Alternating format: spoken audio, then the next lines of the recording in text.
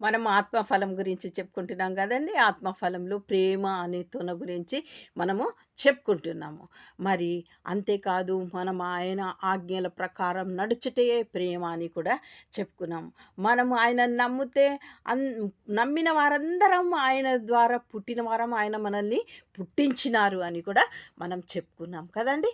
అయితే మనం చూచినట్లయితే రోమా 5:5లో రెండో లైన్‌లో మనకు అనుగ్రహింపబడిన పరిశుద్ధాత్మ ద్వారా దేవుని ప్రేమ మన హృదయములలో కుమ్మరింపబడి ఉన్నది. దేవునికి స్తోత్రం.